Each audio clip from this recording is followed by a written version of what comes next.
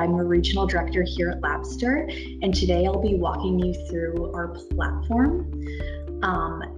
To give you a little bit more background about us, we started actually at the University of Copenhagen back in 2013. Our co-founder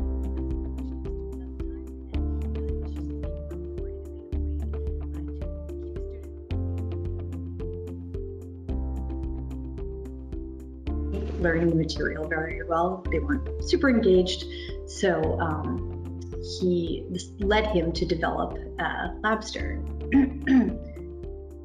He likes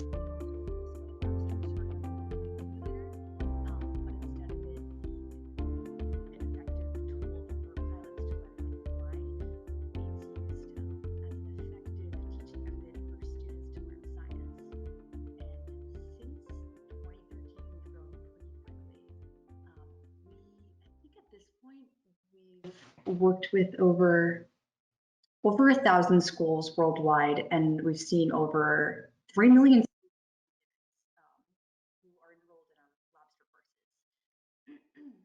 And as we continue to grow, we've found that really the simulations can be helpful for students in a multitude of ways.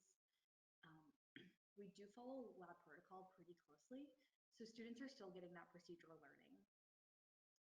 They're also learning lab safety.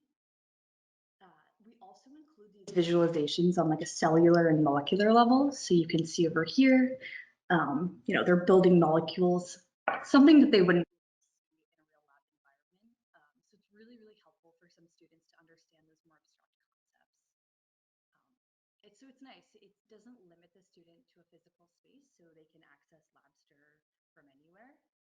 And they can replay the simulations as many times as they want.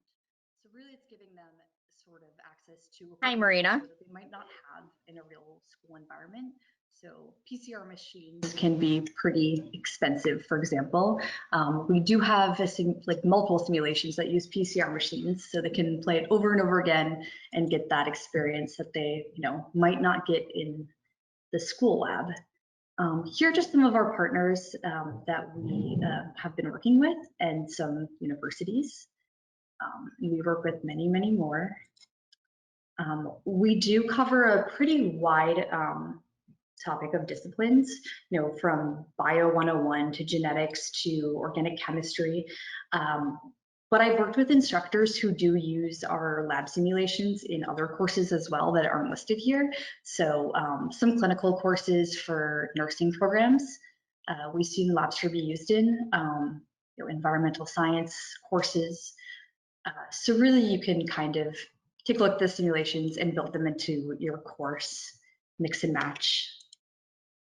So I'm going to go ahead now and I'm going to play just some visualizations so you guys can kind of take a look at what Labster looks like if this is your first time looking at it. It'll give me a chance to talk through the platform a little bit more.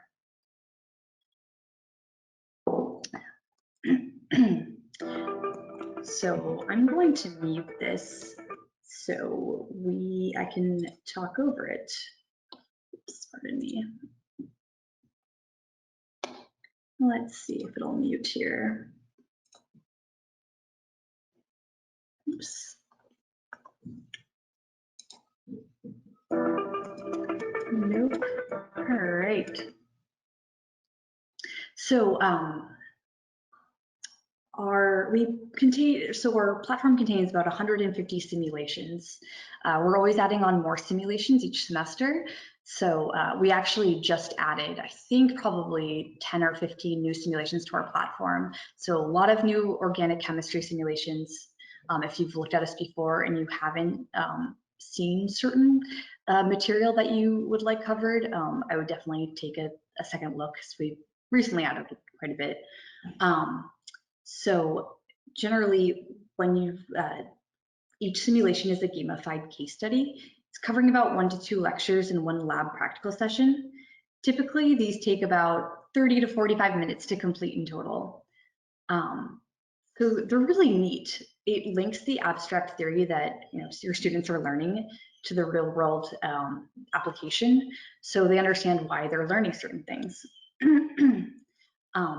And as you can see here, we do include these visualizations on like a cellular and molecular level. Really, really helpful again for some students who might not have as strong of a science background to understand really what's going on. There are multiple choice questions that will come up throughout the simulation. So it's really, really helpful to make sure the student is engaged the entire time. They can make mistakes, things can blow up just like they would in a real lab environment. And their score does get translated over to your LMS system, so you can definitely check on grades that way. So yeah, students really like it, instructors like it. We've gotten really good feedback from it, so it's very, very exciting. So we do have this faculty resource page here to give you access to check out all the simulations, to read more about like the learning objectives and see what techniques and labs are used, to see how well it aligns with your course. So when you get here, you'll kind of scroll down, take a look. If you're teaching organic, you can click on that. One note I want to make, you don't have to only use the simulations in the course packages that you are teaching. So say if you teach genetics, for example, you don't only have to use the genetic simulations. I have a lot of instructors who are using simulations from cell and molecular biology. So you can definitely look through this here. So I'll walk you through a simulation so you can kind of get a taste of it. So when you here's a list of all the simulations that align with your course, you'll have the course simulations, and then some related simulations as well too that might have some alignment. You'll click on the simulation that you want to check out. And from here, you have a couple of options, and this is just visible to faculty, so the students won't be able to see the answer key. But you can click here, you can download the quiz questions from the simulation. If you click here, you can play the simulation as if you're a student. If you scroll down here, you can learn about the techniques and lab used, see what the learning objectives are. Let's see here. Yeah. So I'm going to go ahead and I'm going to play the simulation, a recording of the simulation for you. So let me go ahead and do that. We can kind of talk through this a little bit here. Just going to make sure it's muted so I can talk over it. So each time a student goes to play a simulation, they'll give them an introduction. And if it's their first time, they'll give them, it'll show them how to kind of navigate throughout the simulation, which is helpful. So as they're doing that, they will be able to, let's see, a little bit further here. So in this simulation, this is Graham Stain. I actually played this earlier today. It was a lot of fun to play. The student will first kind of look over here. They're learning about different parts, different structures of the brain, labeling that there. So as we go forward, so yep, so on that. And then we're going to go back to the lab and we're going to actually perform Graham stain. So we're going to learn about, what a Graham stain is, the two different groups, positive versus negative, how you identify them, how quickly the turnaround time is to get results back. Get to talk to Hans Christensen here. Let me go a little forward here. Oh, and you also get to build a Graham stain too, or you also get to build one as well too. So it's pretty cool. It's very interactive.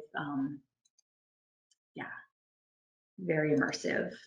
I had a lot of fun doing this simulation actually. It was really helpful. I'm definitely no scientist, but yeah, that was a lot of fun to play for sure. The other cool thing is too, you can pause the simulation and come back to it. It'll save. It has certain save points throughout the simulation. Yeah. You can see here, I definitely recommend, reaching out, getting access to the faculty resource page. We can set you up and you can kind of play with the simulations on your own time. Yeah, so you can look through that. Perfect. So wanted to highlight a couple of publications that we have.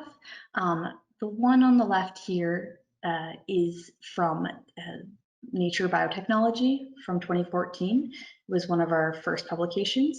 The study split students up into 3 cohorts, one with traditional teaching, one with Labster, and one with the combination of both.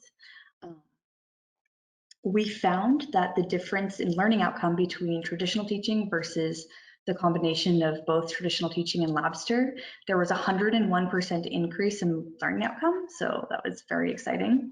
On the right here, we saw that, so this publication, actually, this is really cool. This was from California State Northridge for a biology lab, and this measured the pass-fail rate of students before using Labster and after. So before Labster, there was an 80% pass rate, and after Labster, they saw that that was increased to 95%, which is pretty incredible. It means we were able to help, I think it was 300 more students pass the course. So pretty phenomenal, very exciting, definitely proven to be very effective.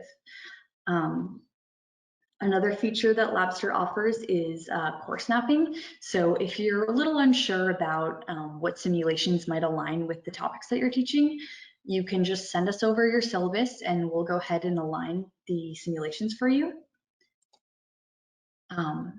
So to get Labster set up, it's pretty easy.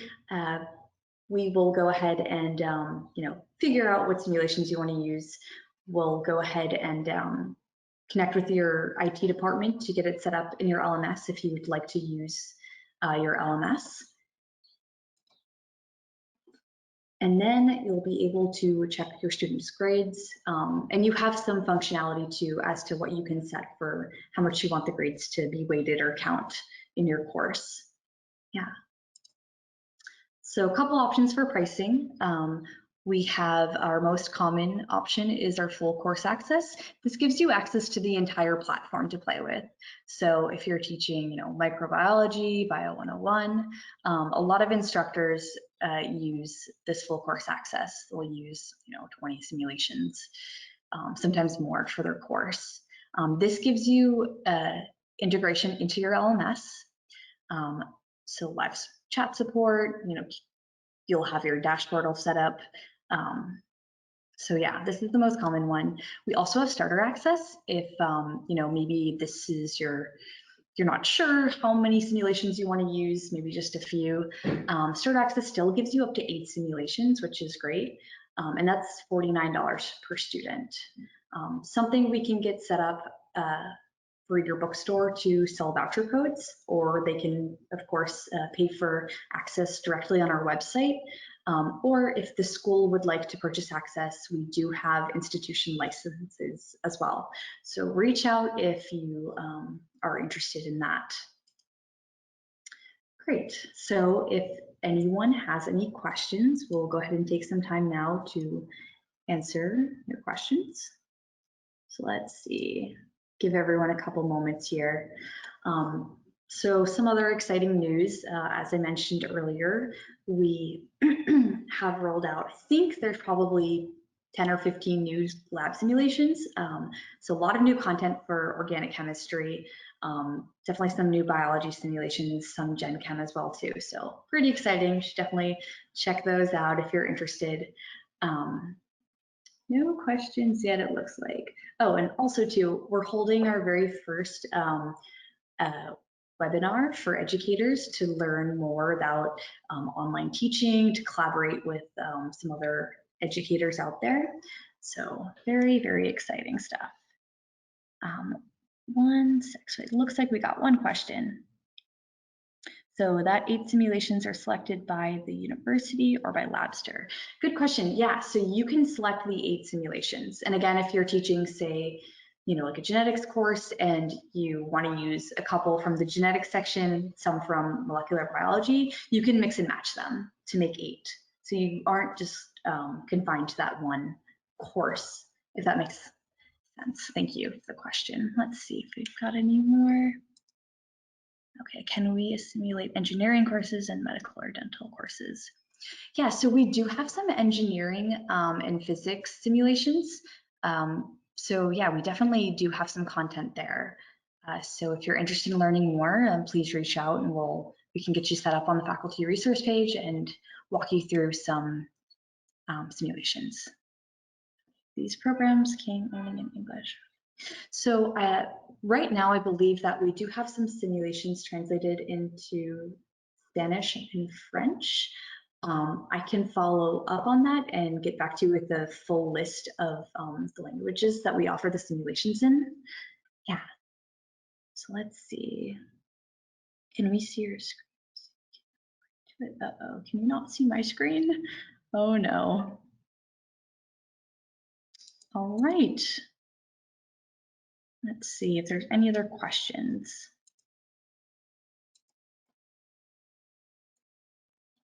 All right, looks like those are all the questions, and I apologize if you can't see my screen. Hopefully that is not the case. But yeah, thank you so much for joining us today. If you guys do have any other questions, feel free to reach out, and we'd be happy to connect with you. Thank you.